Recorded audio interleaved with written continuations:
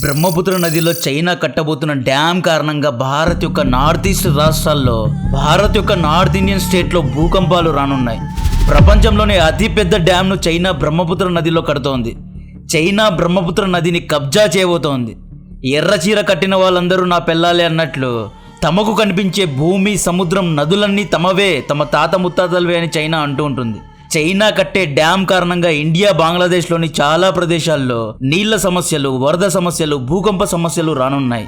బంగ్లాదేశ్లో ప్రస్తుతం ఉన్న పప్పెట్ ముసలినిబ్బ మొహమ్మద్ యూనిస్కు మైనారిటీస్ను అణచివేయడం తప్పితే ఇలాంటి విషయాల్లో ఇంట్రెస్ట్ లేదు. ఈ డ్యామ్ను భారత్ ఎలాగైనా ఆపాలి. చైనా డర్టీ గేమ్ గురించి వింటే షాక్ అవ్వాల్సిందే. అసలు ఏం జరిగింది అనే విషయాలు 2D అండ్ 3D మ్యాప్స్ను ఉపయోగించి చెప్తా. వీడియో రీచ్ కోసం దయచేసి లైక్ అండ్ సబ్స్క్రైబ్ చేయండి.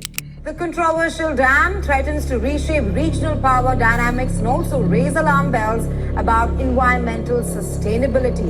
Our next story explores Beijing's ambitions and ఇది మన భారత్, ఇది చైనా ఆక్రమించిన టిబెట్.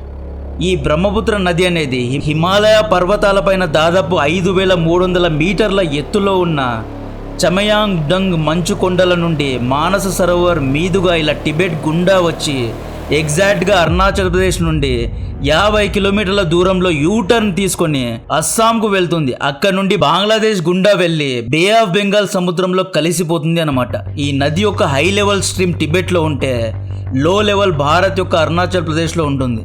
ఈ బ్రహ్మపుత్ర నది యొక్క ఎక్కువ భాగం టిబెట్లో ఉన్న దీని యొక్క మ్యాక్సిమం వాటర్ అనేది దాదాపు 10 బిలియన్ క్యూబిక్ మీటర్ల యొక్క వాటర్ అనేవి అరుణాచల్ ప్రదేశ్ రాష్ట్రంలోనే స్టోర్ అవుతూ ఉంటాయి. చైనా అరుణాచల్ ప్రదేశ్ను కోరుకోవడానికి గల మెయిన్ రీజనే ఈ బ్రహ్మపుత్ర నది యొక్క నీళ్లు. ఈ నీళ్ళు అనేవి ఫ్రెష్ వాటర్, దీన్ని ఫిల్టర్ చేసే అవసరం లేదు. ఇవి త్రాగే నీళ్లు. యాక్చువల్గా చైనాలో ఫ్రెష్ వాటర్ సమస్యలు, త్రాగునీటి సమస్యలు ఎక్కువగా ఉన్నాయి. రష్యా లాగా చైనాలో ఫ్రెష్ వాటర్ నిల్వలు లేవు. సో చైనా బ్రహ్మపుత్ర నది ద్వారా స్వచ్ఛమైన హిమాలయ కొండల ద్వారా అక్కడ మంచు కరిగితే వచ్చే ప్యూర్ వాటర్ పైన కన్నేసింది. చైనా ఈ బ్రహ్మపుత్ర నదిని ఎర్లాంగ్ జాంగ్బో అని పేరు పెట్టి పిలుస్తుంది. మంచి పేర్లను చెడగొట్టడానికి చైనా తర్వాత ఎవరైనా. టిబెట్ను చైనా జింగ్జాంగ్ అని పిలుస్తూ ఉంటుంది. ఇదివరకే పింపాంగాల్లో ఏం చేశారు అంటే ఈ ఏరియాస్లో చాలా డ్యామ్స్ ఇదివరకే కట్టారు. కానీ ఈ డ్యామ్స్ కారణంగా వాటర్ అనేది ఎక్కువగా స్టోర్ అవ్వడం లేదు. సో వీళ్ళు ఇక్కడ ఈ బ్రహ్మపుత్ర నది యూటర్న్ తీసుకుంటుంది కదా, ఈ పాయింట్ చూడండి. ఎగ్జాక్ట్గా ఇక్కడ ఒక పెద్ద డ్యామ్ను కన్స్ట్రక్ట్ చేయాలి అనుకుంటున్నారు. ఈ బుధవారం రోజే ఈ డ్యామ్ కడుతున్నాము అని ప్రపంచానికి ప్రకటించారు. ఈ డ్యామ్ ప్రపంచంలోనే చాలా పెద్దదంట. దాదాపు $136 బిలియన్ అంటే దాదాపు 1 ట్రిలియన్ యాన్ వరకు ఖర్చు పెట్టడానికి చైనా రెడీగా ఉంది.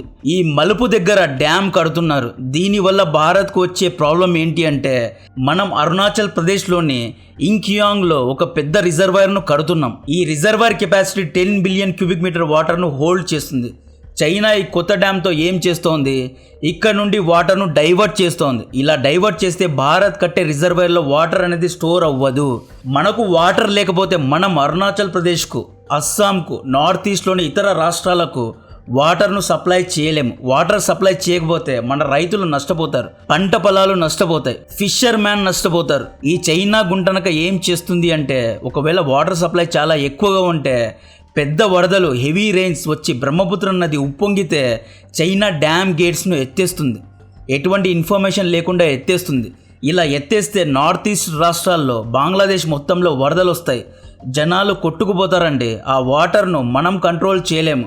ఈ కొత్త డ్యామ్ కారణంగా చైనా ఫ్రెష్ వాటర్ను ట్యాప్ చేసుకుంటుంది. అలాగే దాదాపు 300 బిలియన్ కిలోవాట్ పవర్ను కూడా జనరేట్ చేస్తోంది. ఒకవేళ బ్రహ్మపుత్ర నదిలో వాటర్ తక్కువగా ఉంటే బ్రహ్మపుత్ర నది యొక్క మ్యాక్సిమం వాటర్ను చైనా తినేస్తుంది.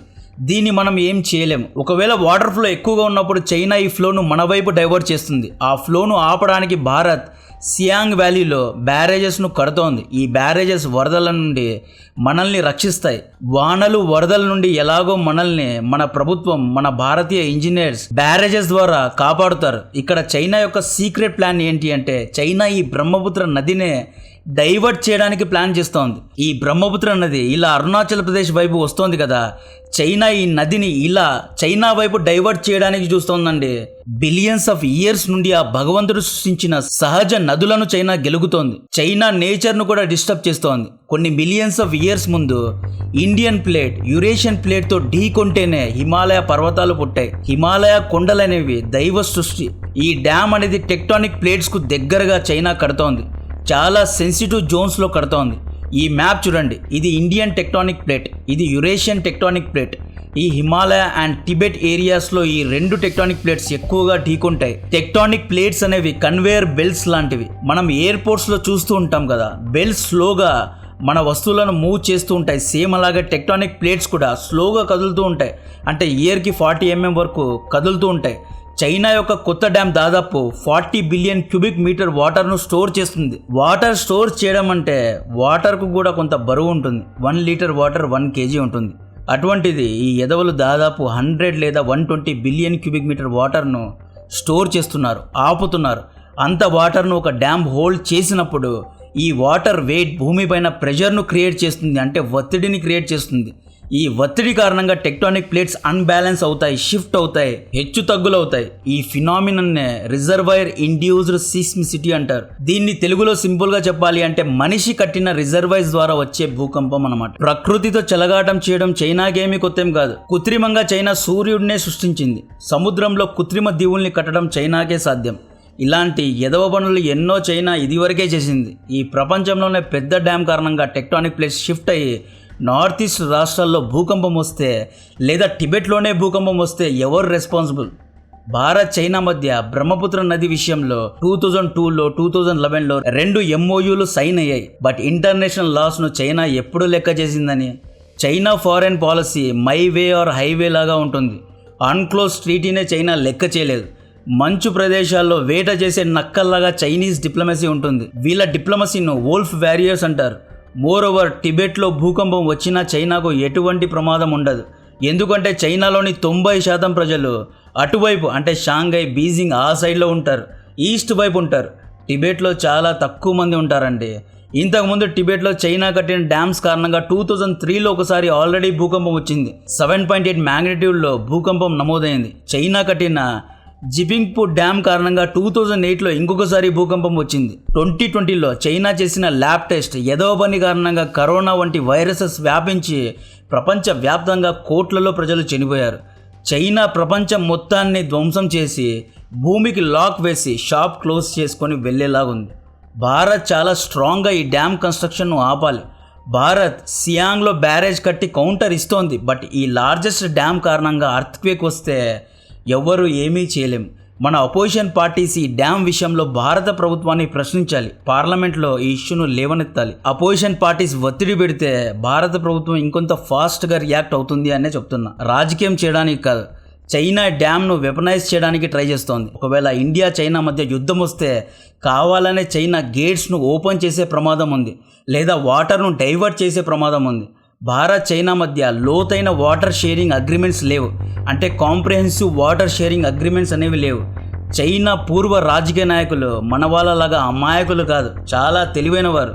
చైనా తమ దేశ హితం కోసం ఏమైనా చేస్తుంది.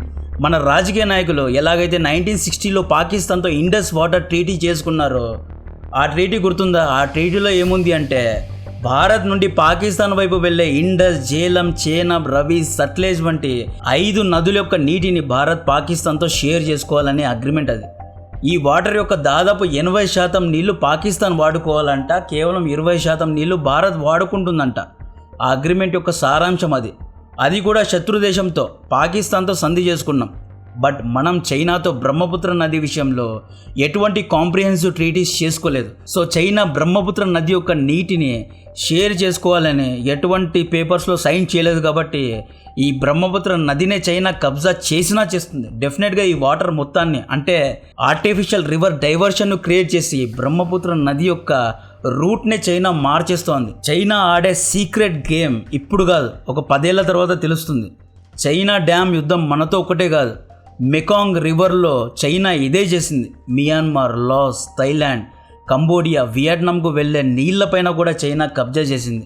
ఈ రివర్ టిబెట్ నుండి మొదలవుతుంది. ఈ డ్యామ్లో ఎక్సెసివ్ వాటర్ ఉన్నప్పుడు చైనా వాటర్ రిలీజ్ చేయడం కారణంగా Thailand, Vietnam, Laos and Cambodia వంటి దేశాల్లో పంట పొలాలు వరదల కారణంగా రైతులు నష్టపోయారు. సమ్మర్ సీజన్లో చైనా ఈ వాటర్ను ఎక్కువగా వాడుకోవడం కారణంగా వేరే దేశాల్లో ఉన్న ఫిషర్మెన్ నష్టపోయారు. నీళ్లతో ఎలా యుద్ధం చేయాలో చైనాకు బాగా తెలుసు. సో భారత్ చాలా గట్టిగా ఈ డ్యామ్కు కౌంటర్ ఇవ్వాలి, డ్యామ్ ఆగిపోయేలా చేయాలి, టిబెట్లో సివిల్ వార్ను రేకెత్తించాలి. టిబెట్ ప్రజలు ఈ డ్యామ్కు అగేన్స్ట్గా ప్రొటెస్ట్ చేసేలా చేయాలి. ఎందుకంటే ఈ డ్యామ్ ఒకవేళ కడితే టెక్టానిక్ ప్లేట్స్ డిస్టర్బ్ అయితే టిబెట్లో భూకంపం వస్తుంది. కాబట్టి టిబెట్ ప్రజలే ప్రభుత్వానికి వ్యతిరేకంగా ప్రొటెస్ట్ చేయాలి. అలా చేస్తేనే ఈ డ్యామ్ పనులు అనేవి ఆగిపోతాయి. జియోపొలిటికల్గా చైనాకు ఒత్తిడి పెట్టినా చైనా దీన్ని లెక్క చేయదు. ఎందుకంటే చైనా ఇంటర్నేషనల్ లాస్ను లెక్క చేయదు కాబట్టి. సో ఇటువంటి డీటెయిల్డ్ కంటెంట్ నచ్చితే, ఇటువంటి యానిమేషన్స్ అండ్ గ్రాఫిక్స్ నచ్చితే ఒక లైక్ చేయండి. జై హింద్.